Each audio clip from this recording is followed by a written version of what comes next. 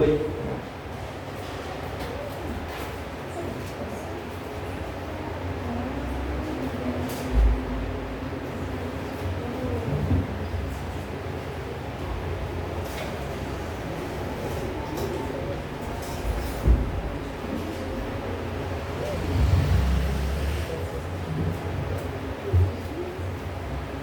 Romanos, capítulo 8, a partir do versículo 18, né? Terça-feira passada a gente começou a refletir em Romanos. A gente falou sobre a segunda metade do capítulo 8 de Romanos, e nesse domingo, no entendido de Deus, a gente está compartilhando esse texto que complementa muito o que a gente falou sobre o capítulo 8 na terça-feira, tá bom? Então, Romanos, capítulo 8, a partir do versículo de número 18. Aqui a gente consegue perceber uma visão panorâmica gloriosa, que é descortinada a nós a respeito do plano de salvação de Deus, não só para conosco, mas sobre toda a criação. Amém, irmãos? Então aqui a gente tem, e a gente consegue perceber, nós temos aqui, lendo esse texto que vamos ler, é uma visão panorâmica que é gloriosa acerca do plano de salvação de Deus, não só sobre a humanidade, mas também sobre todo o cosmos, sobre toda a criação. Amém? Vamos ler então a palavra de Deus. Porque para mim tem por certo que os sofrimentos ou as aflições do tempo presente não podem ser comparadas com a glória a ser revelada em nós. Repete comigo, em nós. Em nós. A ardente expectativa da criação aguarda a manifestação ou a revelação dos filhos de Deus, pois a criação está sujeita à vaidade, não por sua própria vontade, mas por causa daquele que a sujeitou, na esperança de que a própria criação será libertada do cativeiro da corrupção. Então perceba, a salvação não só da humanidade, mas de toda a criação, na esperança de que a própria criação será libertada do cativeiro da corrupção para a liberdade da glória dos filhos de Deus. Porque sabemos que toda a criação a um só tempo geme e suporta angústias até agora. Geme e está juntamente com dores de parto. E não somente ela, mas também nós, que temos as primícias do Espírito Santo. Igualmente gememos em nosso íntimo, aguardando a adoção de filhos, a redenção do nosso corpo. Porque na esperança fomos salvos. Ora, a esperança que se vê não é esperança, pois quem espera o que está vendo? Mas se esperamos o que não vemos, com paciência aguardamos. Mais uma vez, vamos colocar diante de Deus. Senhor, a gente já leu a sua palavra e pedimos mais uma vez que os nossos olhos estejam atentos àquilo que o Senhor deseja comunicar a nós. Pedimos ao Senhor que de nós haja empenho e que a gente possa estar atento à sua voz. Nós temos que a exposição, a leitura, a aplicação do texto, Senhor, a interpretação do texto, é o Senhor falando a nós. A gente pedimos que a gente possa se colocar nesse lugar de atenção para recebermos a Tua palavra e que isso transforme quem nós somos. Em nome de Jesus, amém. Glória a Deus.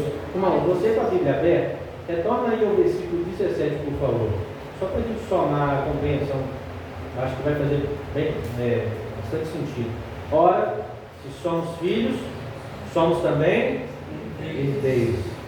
Herdeiros de Deus e corredeiros com Cristo, se com Ele sofremos, ou a fim de que também com Ele seremos glorificados. Amém, queridos? Esse texto é um texto muito importante. Todos os textos das Escrituras são importantes, tão importantes, mas esse texto ele fala muito ao meu coração. Eu queria expor ele ao seu coração nessa noite. A gente, quando começa a ler, principalmente a partir do versículo 18, a gente vai perceber que existem nesse texto aqui dois companheiros que são inseparáveis quando a gente fala a respeito da palavra de Deus, da Bíblia, a respeito daquilo que os autores bíblicos escreveram, inspirados pelo Espírito Santo. Então existem dois companheiros no versículo 18 que são inseparáveis. Você aí arrisca dizer quais são esses dois companheiros?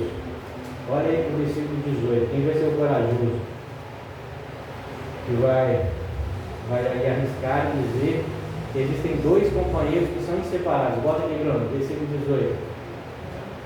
Veja, irmão, existem dois companheiros aqui que são inseparáveis. Quem arrisca dizer? Sofrimento e glória. Sofrimento e glória. Amém? Sofrimento e glória são companheiros inseparáveis na vida do crente maduro que está no Senhor. O crente maduro talvez não tenha essa percepção.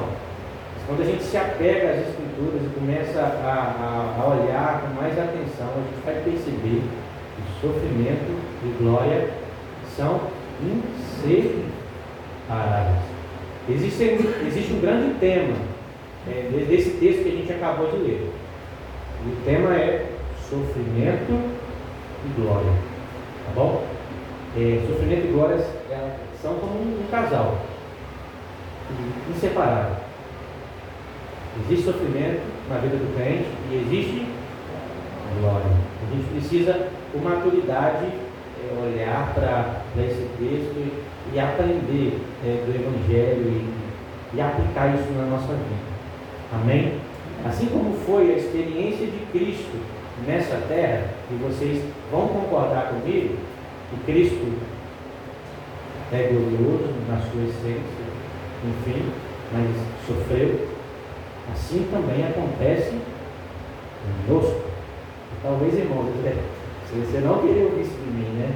Assim, poxa, sofrimento, depois que me converti, mentiu para mim. E quando pregaram o Evangelho para mim, falaram assim: para de sofrer, vem para Jesus. Quem ouviu o Evangelho dessa forma? Né? Vamos ser sinceros. Muitos de nós ouvimos isso. Ouvimos da boca de muitos irmãos e, infelizmente, isso é um erro. Sofrimento e glória são inseparáveis. A gente olha para a pessoa de Jesus e a gente percebe que Cristo sofreu. Se a gente pegar a luz do capítulo 53 de Isaías, a gente vai ver lá: servo sofredor, homem de dores, que sabe o que é padecer. Em Hebreus vai dizer que Cristo, ele sofrendo, aprendeu. Então Cristo nessa terra sofreu. Nós também sofreremos. Sofrimento faz parte da vida do homem. Talvez essa notícia caia como algo ruim. Poxa, eu gosto do Evangelho de vitória. Eu gosto do Evangelho de é só vitória, só prosperidade, só alegria, mas existem momentos de sofrimento na vida do crente. E a gente vai à luz desse texto entender que a vida do crente é de sofrimento, mas existe uma glória que Paulo vai contrastar aqui, e é uma glória que é muito mais pesada do que qualquer sofrimento, uma glória que vale a pena, que não pode ser comparada com o que o texto diz. Então, o sofrimento e glória, eles vão caracterizar duas eras. A nossa era agora é caracterizada pelo sofrimento. A era por vir é caracterizada pela glória, gente. Vamos lá. Nosso presente, sofrimento. Futuro, glória. Frank pregou sobre o reino. O já e o ainda não. O reino de Deus está entre nós, está dentro de nós, mas ainda não se manifestou de forma total. No já sofremos, mas ainda não, quando o reino se manifestar com todo o seu fulgor, nós viveremos em glória. Amém, irmãos? Amém. Quando a gente fala de sofrimento, o que é sofrimento? Sofrimento é toda a oposição que sofremos no mundo, mas não só isso, mas tem a ver com a nossa fragilidade humana, com a nossa brevidade nessa terra, com a nossa condição provisória. O sofrimento está relacionado a todos os males que sobrevêm sobre a criação e a humanidade. O sofrimento não está também somente sobre a humanidade, mas está também sobre a criação, sobre a natureza, sobre o cosmos. Então, feridas, perseguições, doenças, tragédias, angústias, desastres, perdas e finalmente a morte. Isso nós sofremos aqui na terra. Então, isso é sofrimento. Agora, o que é glória?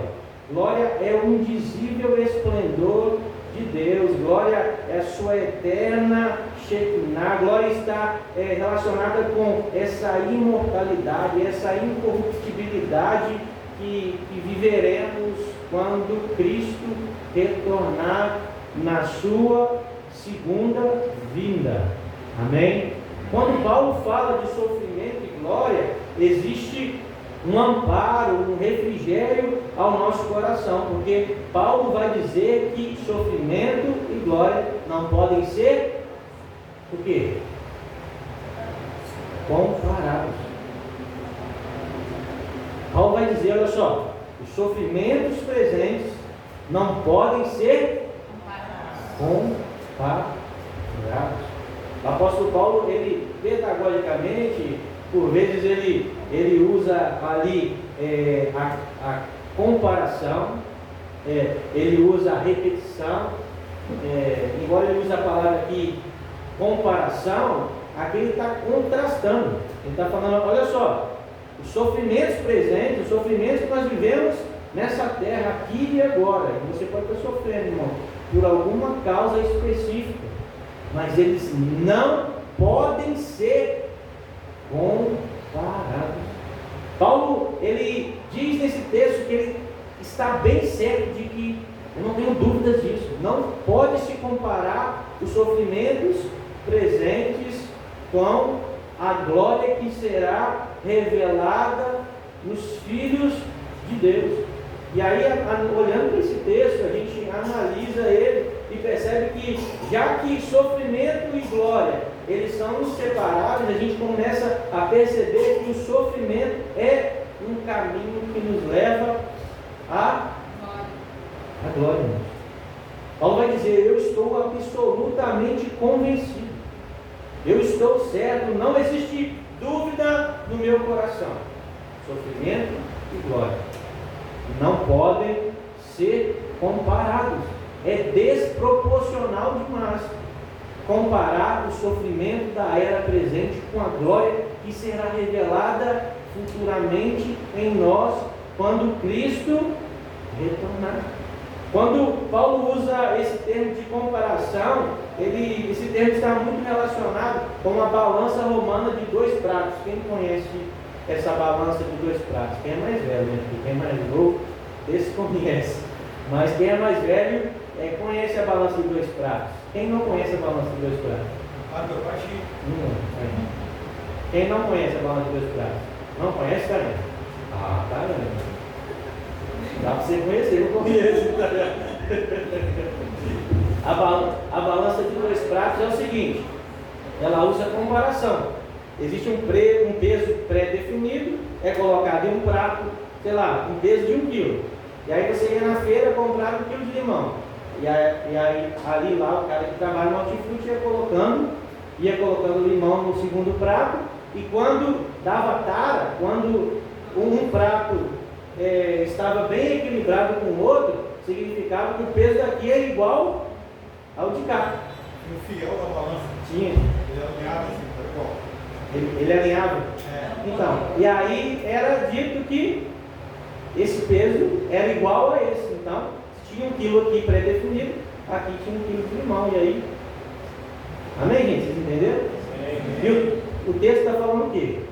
Que essa comparação entre sofrimento e glória futura não dá para pesar uma balança de 2 pratos. Geralmente não, fisicamente, né? É físico, o peso mais pesado vai, o prato mais pesado vai.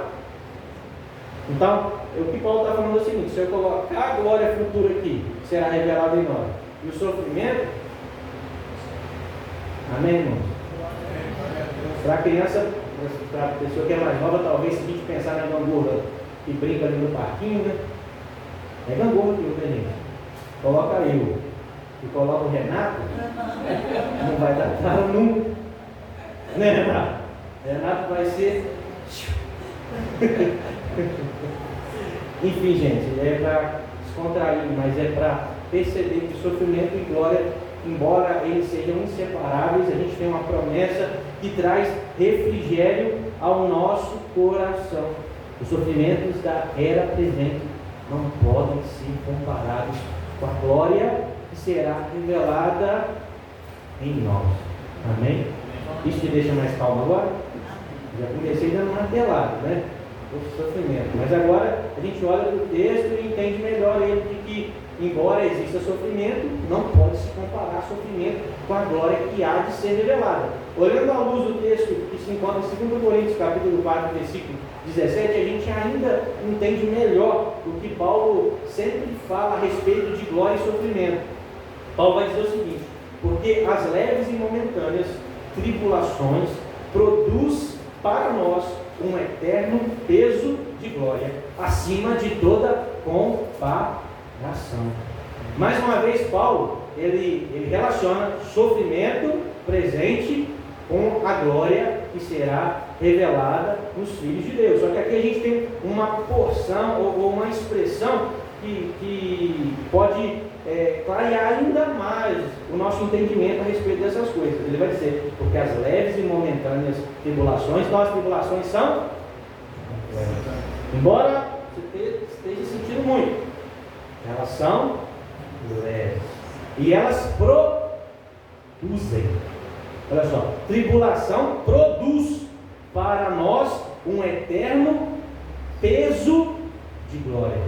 Enquanto a tribulação é leve, existe um peso de glória. Mais uma vez, Paulo está falando, é acima de toda comparação, não dá para comparar. Só que o texto vai dizer que as leves e momentâneas tribulações, elas vão produzir. O que significa isso? As tribulações são matéria-prima para que a glória de Deus tome conta da nossa vida. Amém? O sofrimento é matéria-prima para a glória de Deus. O sofrimento é matéria-prima para as virtudes de Deus em nós. Amém? Vamos olhar aí para o passado, e alguns sofrimentos que passamos, a gente começa a perceber o quanto a gente amadureceu. Não é verdade? Olha aí momentos de tribulação na sua vida, na sua família, que você já venceu. Não serviu para amadurecer a nossa vida? Não serviu para amadurecer a nossa fé? Né? Segundo a máxima, né, bem conhecida, né? Se a vida te der um limão, faça uma limonada. Então é seguido essa máxima. Sofrimento presente produz eterno peso de glória, acima de toda a comparação. Então, sofrimento é matéria-prima. Sofrimento não é tensão desnecessária para te bagunçar ou para bagunçar a sua vida. Às vezes a gente questiona Deus, por que eu estou passando por isso? Deus não está querendo gerar tensões desnecessárias na vida dos seus filhos. Deus está querendo te formar, meu irmão. Amém? No fogo. Amém? Amém. Glória a Deus. Glória a Deus. Olha só, um bom marinheiro, ele é feito no mar agitado. Vocês concordam comigo?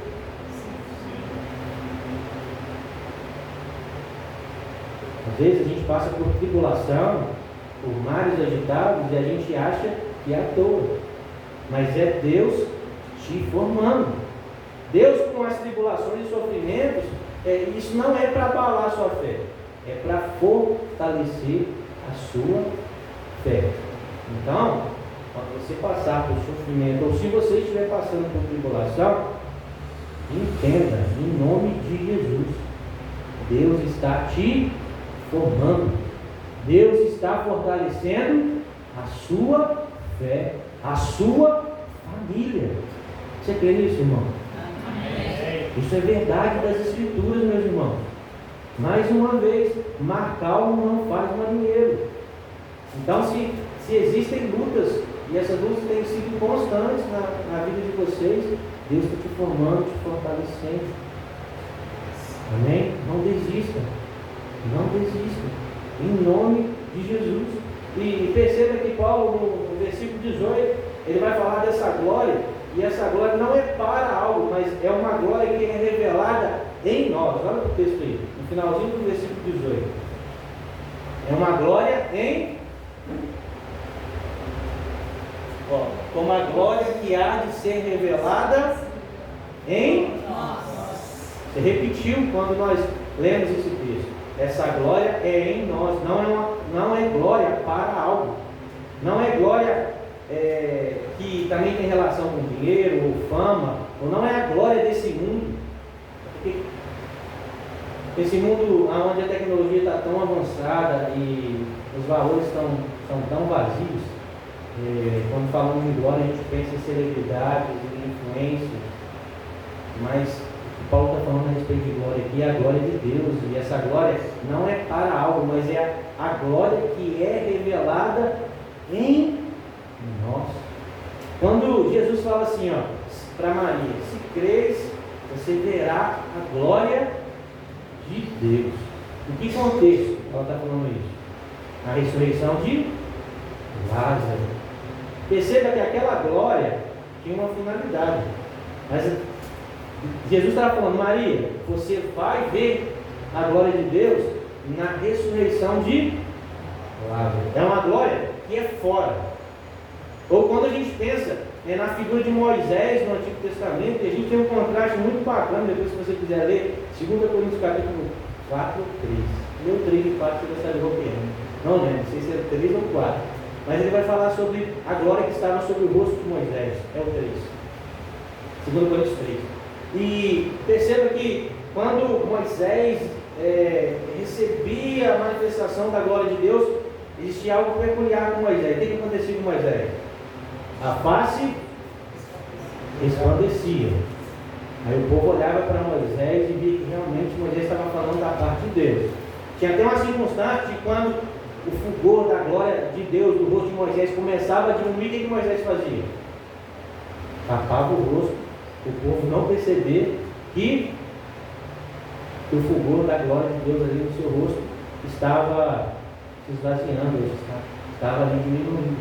Então, quando Paulo está falando a respeito dessa glória, não é a glória que estava no rosto de Moisés, não tem a ver com a glória que ressuscitou Lázaro, porque essa glória é fora. Mas o que Paulo está falando aqui é uma glória que está em nós, dentro de nós. Nós vamos participar dessa glória, meus irmãos. Então repita comigo, é uma glória em mim. Perceba que é revelado. O que significa revelado? É tirar o véu. Revelar é tirar o véu, ou destampar.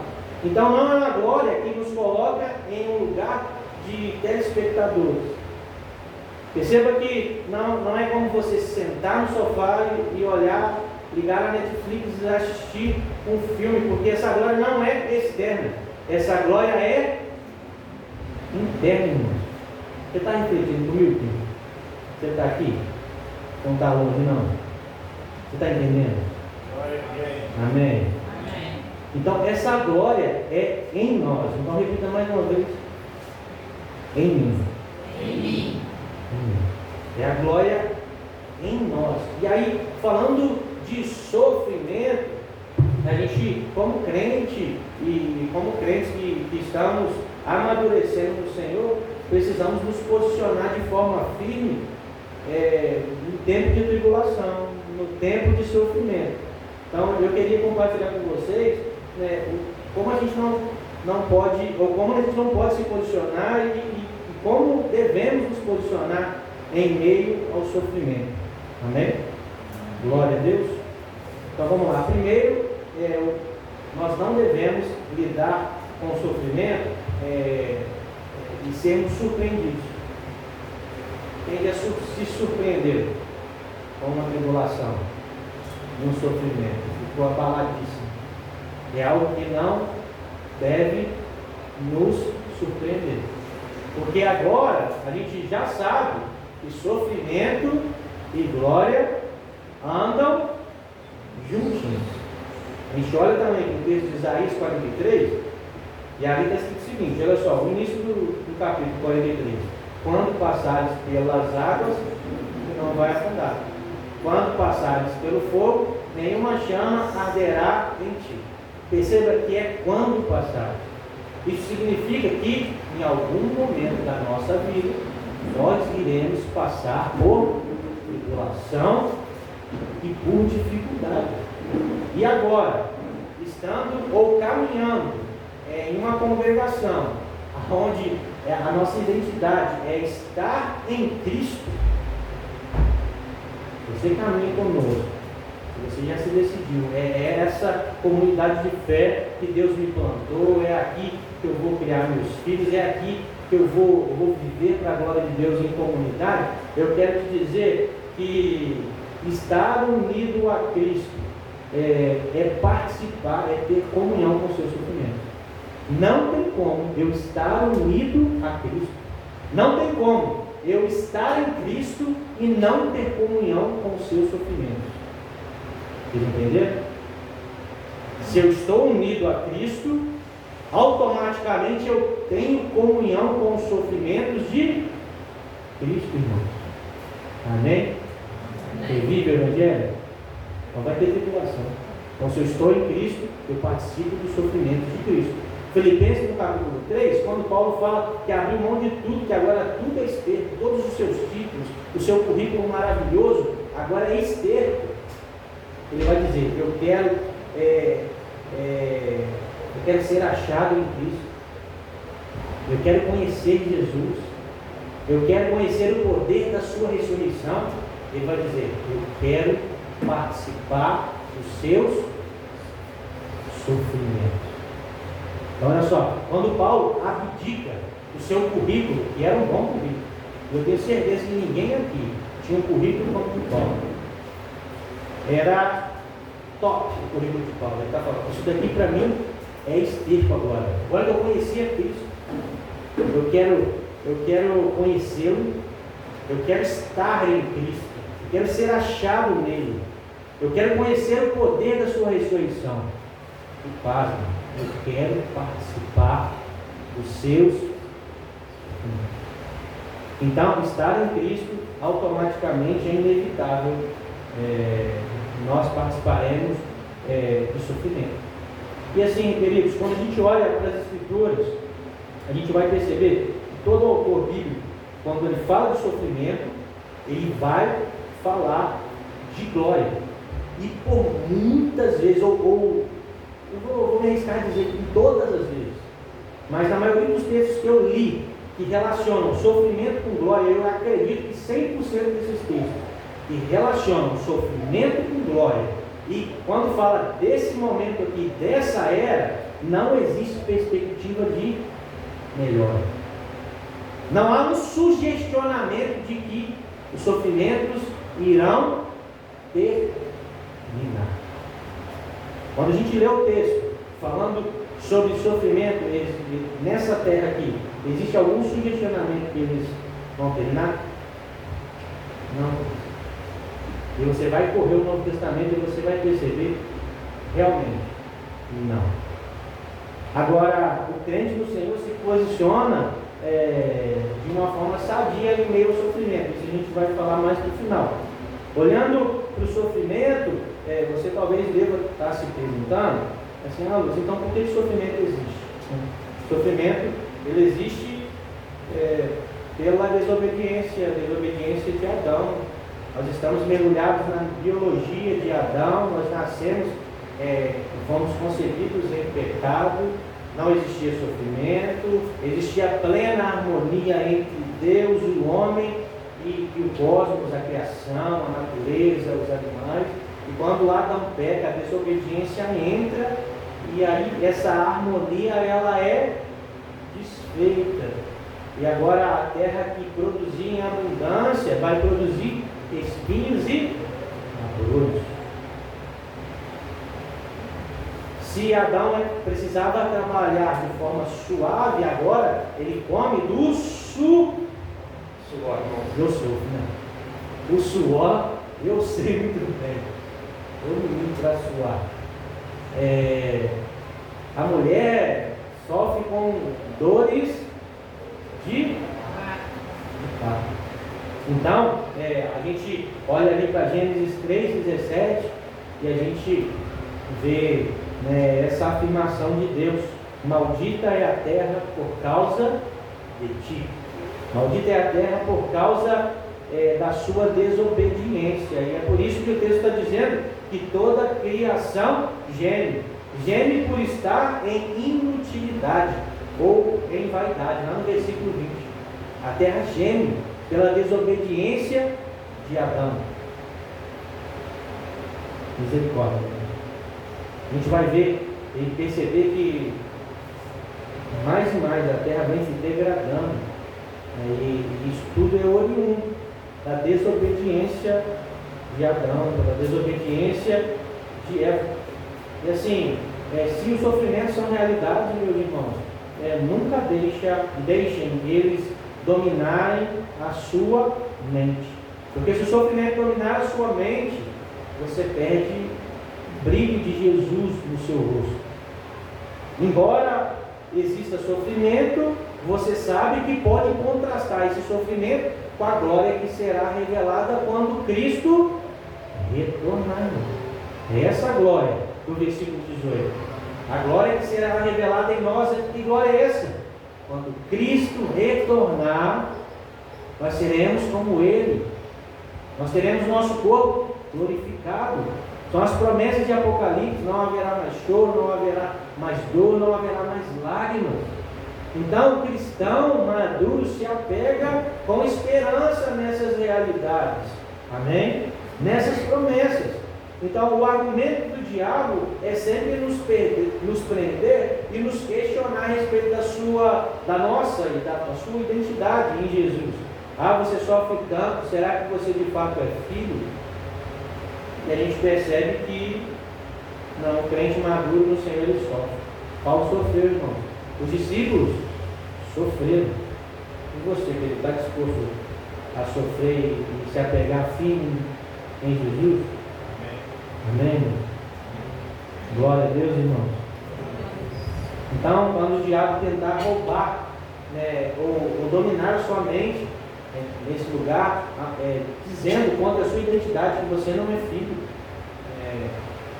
não deixe, repreenda imediatamente, meus irmãos. Nós somos filhos de Deus, somos guiados pelo Espírito de Deus. Amém? Tem gente que no mundo, quando sofre, ele se inclina à entorpecência e vai para a bebida. Não é verdade? Tem gente que tenta apagar o sofrimento com bebida, com algum tipo de droga. E o que ele percebe? Que não adianta. Porque quando acorda de ressaca no outro dia, o que acontece? O sofrimento está ali de novo. Né? Então, entenda que no sofrimento, nós como igreja, nós temos uma grande oportunidade de testemunharmos a vida de Deus em nós. Amém? Glória a Deus. Então, quando você tiver uma situação muito difícil, Deus está te dando uma oportunidade de testemunhar Jesus como nunca. Existe uma frase que está relacionada à igreja primitiva e perseguida, e a frase é: o sangue dos mártires é a semente dos cristãos. Vou repetir: o sangue dos mártires é a semente do significa isso. No maior nível de perseguição que os cristãos passaram lá no primeiro século, quando eles eram mortos, ele está falando, é o sangue deles, irmão.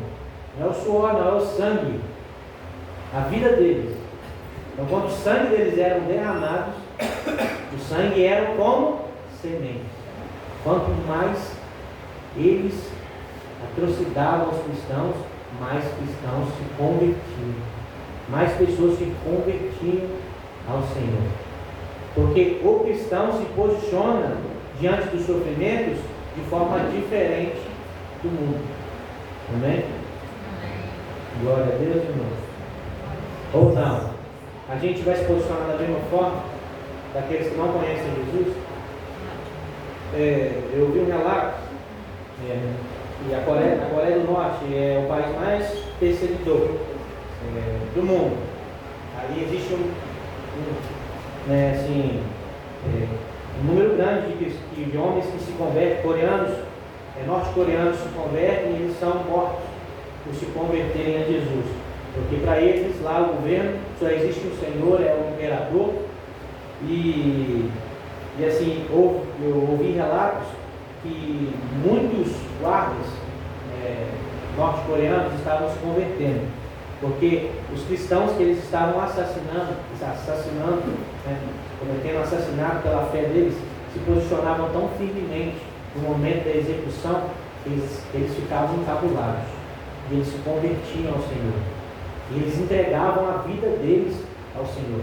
E é muito parecido com essa frase da igreja primitiva: o sangue dos mártires é a semente do avanço do reino de Deus.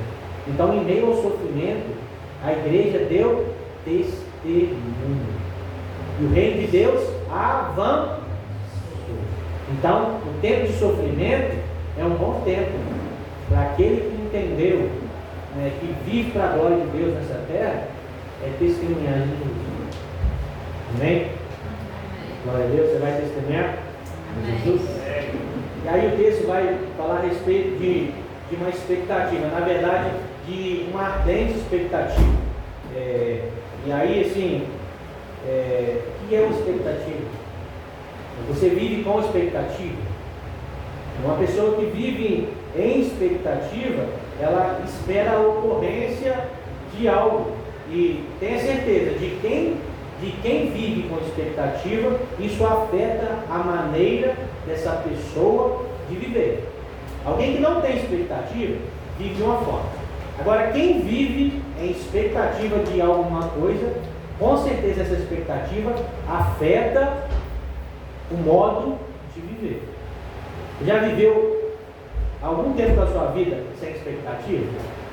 Em alguma área? Você se posiciona totalmente diferente quando você tem expectativa. E assim, olhando para o texto, e é uma pergunta que eu queria fazer para você refletir, aonde você tem colocado a sua expectativa? Sabe, às vezes a gente coloca na ciência a nossa expectativa, na economia do país, a gente coloca na política, mas aonde está a nossa expectativa? E aí o texto vai falar a respeito não só de uma expectativa, mas de uma ardente expectativa. E essa expressão, ela é encharcada, irmãos, de emoção, porque ter uma ardente expectativa significa viver na ponta dos pés. Já viu alguém ou uma criança que está esperando seu pai? Seu pai está vindo ali. O que a criança faz? Pontinha do pé, talvez tenha alguma coisa atrapalhando ela a enxergar, estica o pescoço e fixa os olhos. Quando o texto bíblico trata dessa ardente expectativa, é como alguém que está na ponta dos pés, pescoço esticado e olhos no horizonte. A nossa expectativa está em quem, querido? Em quem, irmãos? O Senhor Jesus.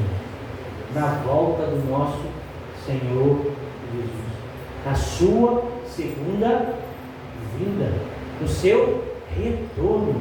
E como nós temos é se portar diante dos sofrimentos, é com ardente expectativa, é nas pontas dos pés, pescoço esticado, olhando para o horizonte e esperando a vinda do nosso Senhor, onde o nosso coração clama: Maranata, hora vem, Senhor Jesus. Ou não? Ou é resmungando? Ou é murmurando em meio ao sofrimento, irmão? Sabe? Então, se existe um momento ou uma forma certa de se posicionar no sofrimento, é com ardente expectativa, é estar nas pontas dos pés, com o pescoço esticado e inclinado adiante, aguardando o nosso Senhor. E aí o texto está falando que quem está com ardente expectativa é a criação. O texto está falando que a criação, o cosmos, está com ardente expectativa pelo retorno de Cristo. Irmãos, isso quer dizer que animais, vegetais, rios, montes, colinas, oceanos, terra, céu, mar, floresta, estão na ponta dos pés, aguardando e gemendo pelo retorno do nosso Senhor. E nós? E nós, irmãos? Porque seres irracionais, árvore, vento, mar, animais, eles estão como? Na ponta dos pés. E você? Seres irracionais, que não pensam, estão aguardando o retorno daquele que irá redimir todas as coisas. E nós, a igreja do Senhor, aqueles que foram lavados e redimidos, aqueles que foram chamados, como você se comporta em meio à dor e ao sofrimento. O texto vai dizer que aqueles que são filhos de Deus, ele vai dizer, nós também, e não somente ela, a criação, mas também nós, que temos as primícias do Espírito Santo, igualmente gememos em nosso íntimo, aguardando a adoção de filhos, a redenção do nosso corpo. Então, quando o texto está dizendo que a gente aguarda de forma ansiosa e a gente também geme, porque nós temos a primícia do Espírito Santo em nós. O que significa a primícia do Espírito Santo em nós, irmãos? São os primeiros frutos do Espírito em nós. Aqueles que têm o Espírito Santo também estão gemendo, aguardando o retorno do nosso Deus. E aí ele vai dizer, aguardando a adoção de filhos.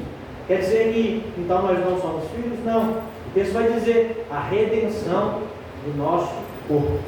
É a adoção completa. É a glorificação do nosso corpo. Perceba que todo sofrimento tem a ver com a brevidade, com a nossa fragilidade humana. O homem, dia após dia, um homem nascido, dia após dia, está mais próximo de estar com Deus, de passar por essa terra. Não é verdade? Não é uma realidade? Sim? Sim?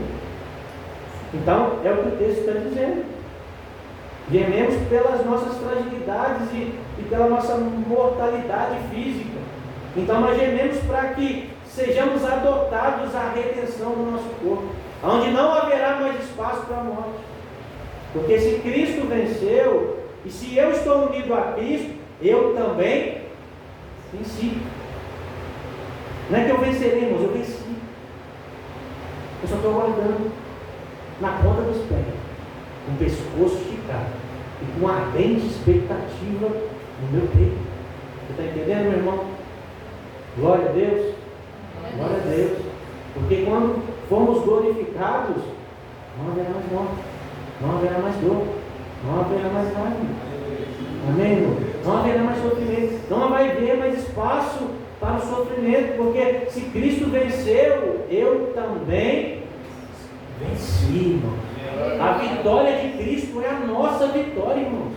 Se você está em Cristo Jesus, a vitória de Cristo é a nossa vitória. assim como os sofrimentos são nossos. Nós estamos unidos a Cristo e abraçamos a sua vitória e os seus sofrimentos.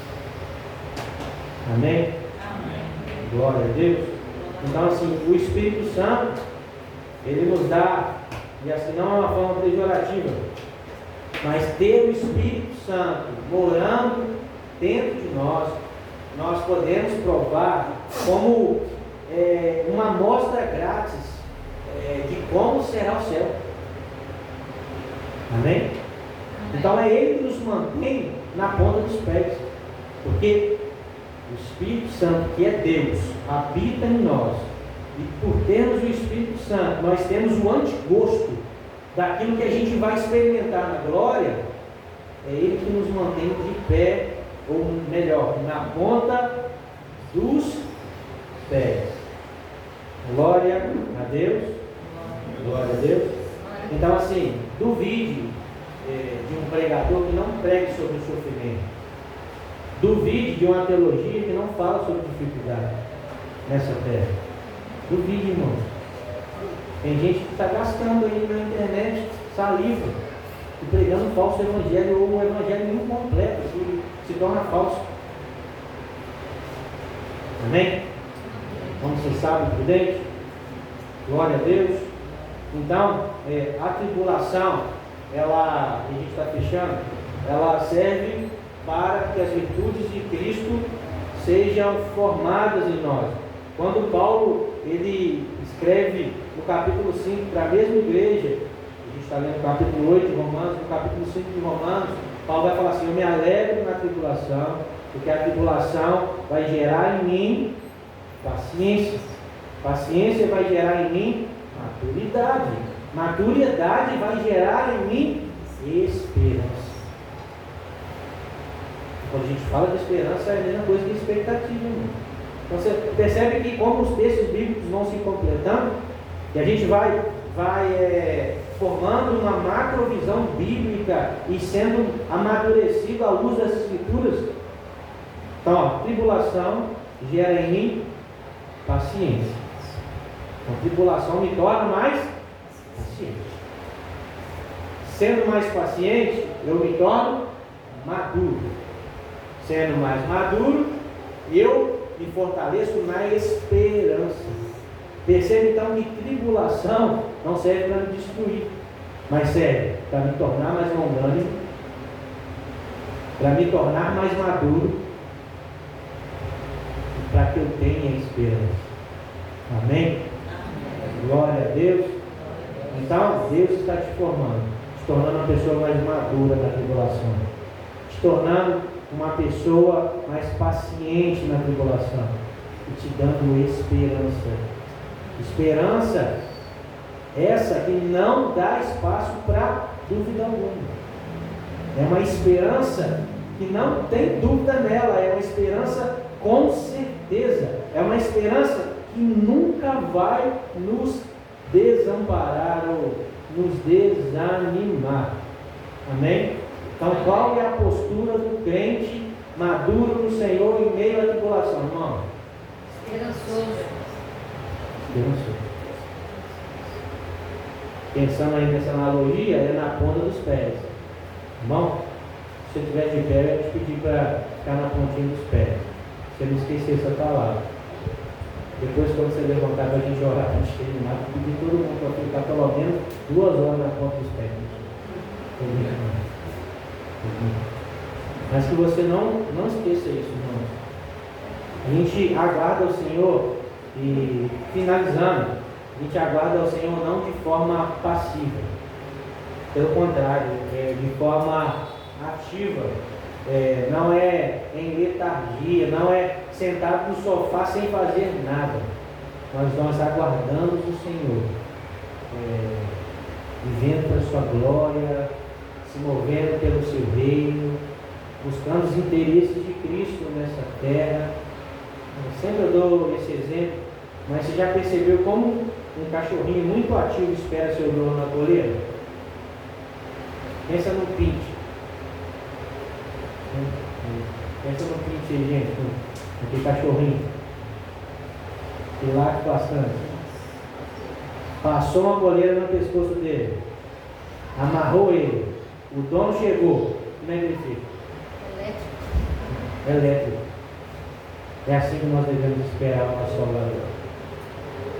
Não estou te chamando de cachorro, não é nada disso.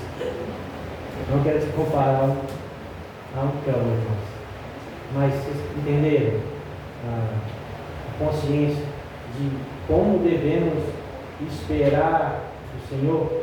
Existe um salmo que fala muito no meu coração.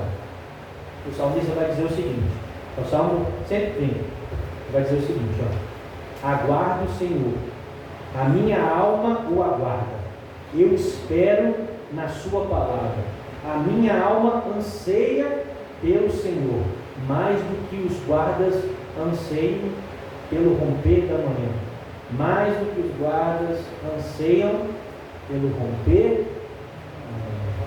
Pensa no guarda noturno, que espera o romper da manhã, para quê? Para ir para casa descansar. O salmista está falando assim, mais do que um guarda anseia para o sol nascer, para ir para casa descansar, eu anseio o Senhor mais que isso.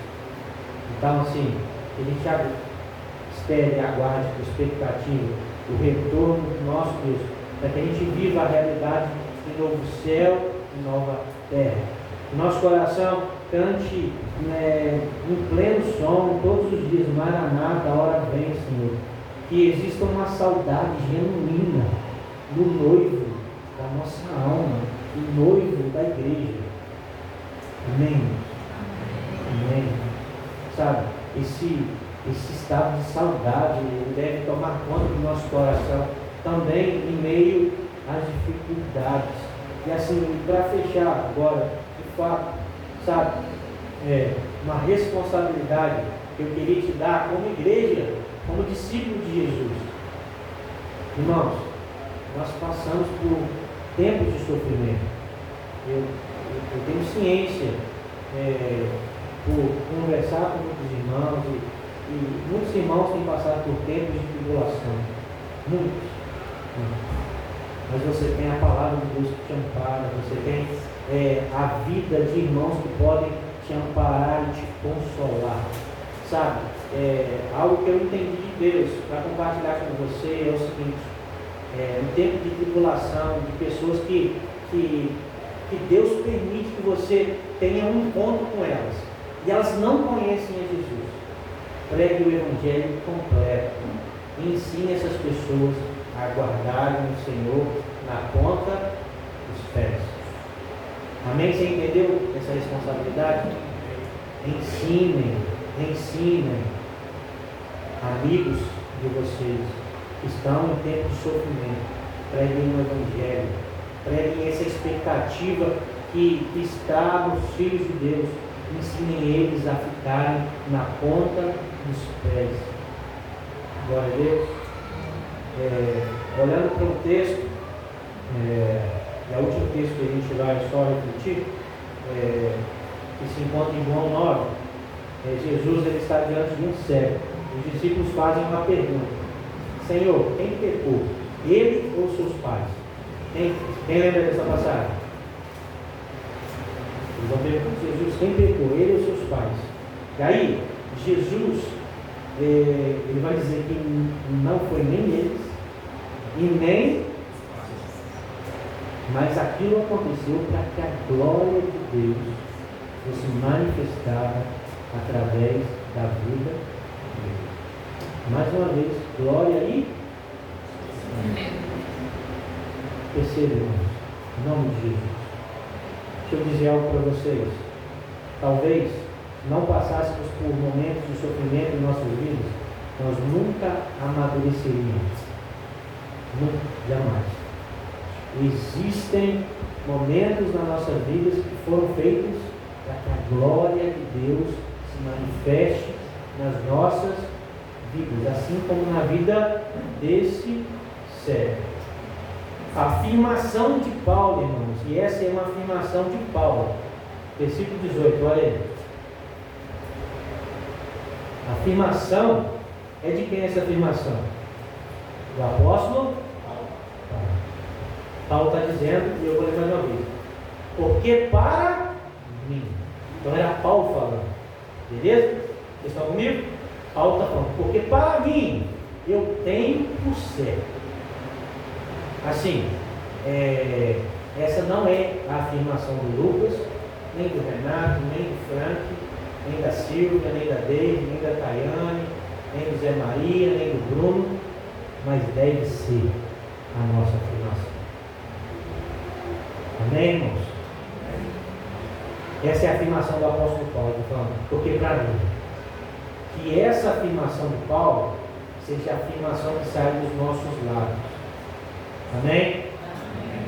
Que prova se um cristão é maduro no Senhor em meio ao sofrimento, quando ele declara e tem consciência no seu espírito, porque para mim, sofrimento presente não se compara com a glória que há de vir. Faça da declaração do apóstolo Paulo a sua declaração. Amém? Que você tenha essa consciência no seu espírito, em nome de Jesus. Amém. Glória a Deus. Mais uma vez a gente se coloca diante da sua presença e nós te louvamos, te agradecemos por essa rica oportunidade de sermos ministrados pelo teu Santo Espírito, à luz das Escrituras. Pedimos ao Senhor que o Senhor continue nos dando força, esperança, enchendo nosso coração de expectativa e que de fato a gente espiritualmente esteja nas pontas dos pés, aguardando o seu retorno, Senhor. Existe um testemunho para aqueles que são seus filhos, para aqueles que estão em Cristo Jesus. Eles se posicionam de forma diferente no meio do sofrimento. Nós pedimos a sua graça, para que a gente como igreja testemunhe para a glória do seu nome, Senhor. Dá força a cada irmão que passa por dificuldade, dê força a cada irmão que passa por luta e tribulação, que se sente imprensado por algum rolo compressor, angustiado. Ó Pai, mas por favor, Senhor, eu te peço que eles não se desesperem, Senhor, porque aquele que está em desespero não tem esperança, mas nós temos a nossa esperança firmada no Senhor. Então que nunca falte esperança no coração dos meus irmãos, Senhor. Nós te pedimos, ó Pai, fortalece esse povo, fortalece essa igreja, fortalece a vida de cada um nessa noite, Pai. Pai, em nome de Jesus, que como comunidade nós cresçamos em maturidade, em estatura, diante de Ti e dos homens, Senhor. Muito obrigado por esse tempo, muito obrigado pela vida de cada um. Nós oramos por cada irmão, por todos que estão aqui, por todos aqueles que não puderam vir, Senhor, por infinitos motivos, Senhor. Esteja com cada um deles fortalecendo, Senhor, e amadurecendo em qualquer tempo das suas vidas, Pai. Em nome de Jesus. Amém.